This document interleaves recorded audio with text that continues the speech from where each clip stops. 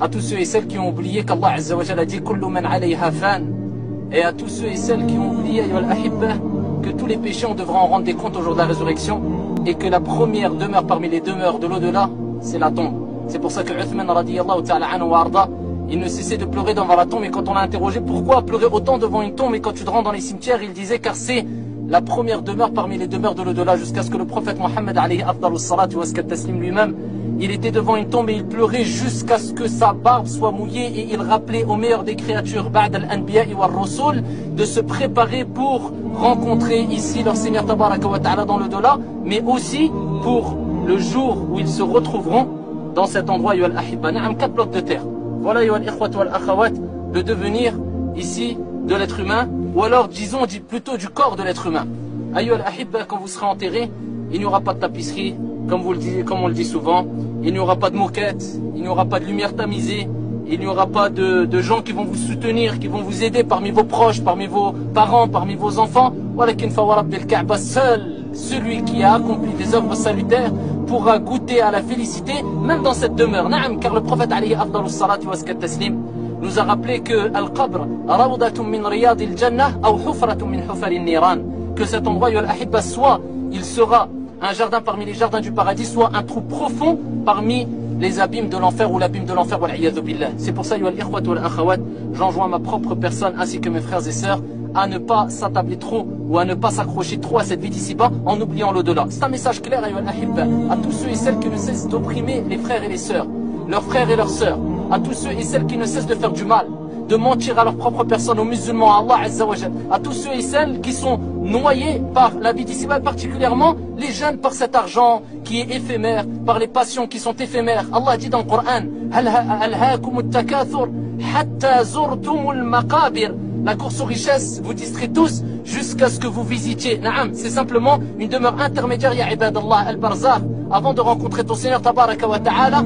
Yawma la yanfa'u malun wa la banoun. La course aux richesses vous distrait tous jusqu'à ce que vous rencontrez ici votre Seigneur tabaraka wa ta'ala. Mais avant cela, jusqu'à ce que vous visitiez les tombes. C'est pour ça, yu'al ahibba, celui qui veut méditer comme il se doit, qu'il regarde les 4 blocs de terre et qu'il se rende compte et qu'il soit sûr que ça c'est sa demeure. Naam, ça c'est sa vraie demeure et ça c'est ce qu'il attend. Donc à quoi bon courir après les belles demeures? À quoi bon courir après cette vie d'ici-bas? Je dis bien, tout en oubliant l'au-delà, alors que tu sais que ta dernière demeure c'est ça, c'est 4 blocs de terre, ya Abdallah. Donc si tu veux que ça soit un jardin parmi les jardins du paradis, œuvre ici-bas, ya Abdallah, comme il se doit. Détache-toi un minimum de cette vie d'ici-bas et crains Allah subhanahu wa ta'ala et fattaqu dhulm, et craignez l'injustice, car le prophète alayhi salatu wa sallam a dit inna dhulm dhulumatun yawm al-qiyamah. L'injustice et ses ténèbres au jour de la résurrection. Certes, ce trou, yu'al ahibba, il est très étroit. Il est étroit, il est assez serré, on se sent très serré dedans, walakin un peu plus serré que les autres. Pourquoi? Peut-être vous allez me dire, est-ce que n'importe quelle personne qui va être enterrée aura la même dimension que cette tombe-là? Nous disons non. Simplement, yu'al ahibba, ça c'est un message à ceux qui croient qu'ils sont invincibles, qu'ils sont immortels, ou parce qu'ils ont 18 ans, ils ont encore toute la vie devant eux. Allah subhanahu wa ta'ala il rappelle que le petit doit mourir, que le grand doit mourir, que le fort doit mourir. Al-Qawi, il va mourir.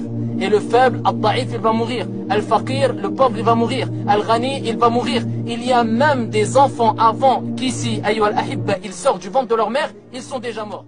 Beaucoup de gens sont sur terre et malheureusement ils ont oublié pourquoi ils ont été créés. Résultat, ils pensent qu'au plaisir éphémère de la vie d'ici-bas. Ils ne pensent qu'à briller, qu'à exister à travers les réseaux sociaux. On vit aujourd'hui une époque où beaucoup de gens oublient qu'un jour ils vont partir de cette dunya. Allah tabaraka wa ta'ala a dit et nous n'avons attribué l'immortalité à nul homme avant toi. Il s'adresse au prophète alayhi salatu wassalam. Est-ce que si tu meurs toi, ils seront eux éternels? Allah tabaraka wa ta'ala dit également toute âme goûtera à la mort. Tôt ou tard, on va quitter cette vie. Vous en avez entendu des dizaines et des centaines des rappels sur la mort. Et on ne cessera de multiplier ces rappels car le prophète sallallahu alayhi wa sallam a dit multipliez le rappel de celle qui brise les plaisirs, à savoir la mort. Et c'est rapporté par Tirmidhi. La mort, c'est le sujet qui freine les pécheurs comme vous et moi. On doit en entendre parler souvent et on doit avoir en tête qu'on peut mourir à n'importe quel moment. Surtout à notre époque où on voit les gens mourir par accident, crise cardiaque, ou bien il s'est mangé une balle perdue. Les exemples aujourd'hui sont trop nombreux. La mort est celle qui vient séparer voyez les bien-aimés, est celle qui vient faire rentrer la tristesse et les malheurs dans les familles. La mort, tôt ou tard, tu goûteras à ce verre amer, que tu sois grand, petit, blanc, noir, que tu sois riche, pauvre, que tu sois gouverneur ou gouverné, que tu sois patron ou salarié, toute âme goûtera à la mort. Abu Qatada ibn al-Rabi'i radiallahu anhu rapporte, un cortège funèbre passe après du messager d'Allah sallallahu alayhi wa sallam qui dit soulagement ou débarras. On demanda au messager d'Allah que signifie soulagement ou débarras. Il répondit, le serviteur croyant est soulagé des difficultés du monde, tandis que le serviteur pervers, les serviteurs, les contrées, les arbres et les animaux en sont débarrassés, rapporté par Bukhari Muslim. Allahu Akbar. Est-ce que nous,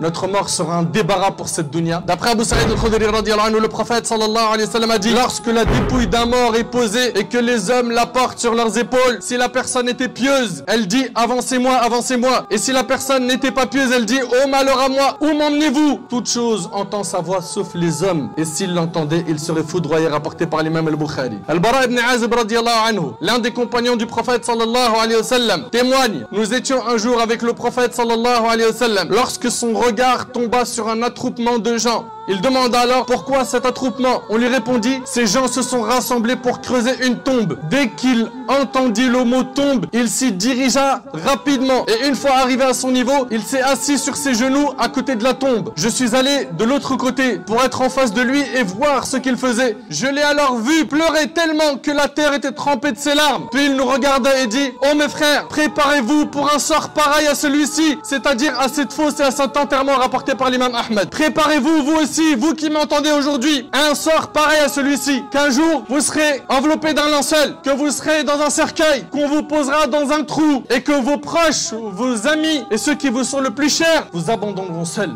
dans ce trou. Et à ce moment-là, il n'y aura que vos actions. Et il y a plein de musulmans et de musulmanes aujourd'hui qui ne pensent plus à ce jour. Alors qu'on voit partout des gens mourir. Des gens qu'on connaît, des gens qu'on ne connaît pas. La question qu'il faut se poser, lorsque l'on va mourir, qu'est-ce qu'on va prendre avec nous? Es-tu satisfait de ta situation, mon frère, ainsi que toi, ma sœur? Es-tu atteint de fatuité al-ujb? Penses-tu que tu es assez prêt pour rencontrer Allah si tu meurs tout de suite? Si ce n'est pas le cas, qu'attendons-nous pour pleurer des larmes chaudes de regret? Qu'attendons-nous pour revenir vers Allah? D'abandonner le haram? Non, on a tellement été séduit par le diable qu'aujourd'hui malheureusement on a des mauvais objectifs, mauvaise fréquentation, on vise tout ce qui mène à la perte. Combien de gens sont morts autour de nous? Combien de janazas auxquels tu as assisté? Combien de morts tu les as vus dans leur cercueil, tu as prié sur eux? Des gens que tu connaissais, que tu aimais, ils sont partis. Et tôt ou tard ça sera ton jour. Et la question qu'il faut se poser et se répéter, c'est moi, quand je vais mourir, qu'est-ce que j'aurais laissé derrière mon dos? Allah tabaraka wa ta'ala a dit, la mort que vous fuyez va certes vous rencontrer. Ensuite vous serez ramené à celui qui connaît parfaitement le monde invisible et le monde visible et qui vous informera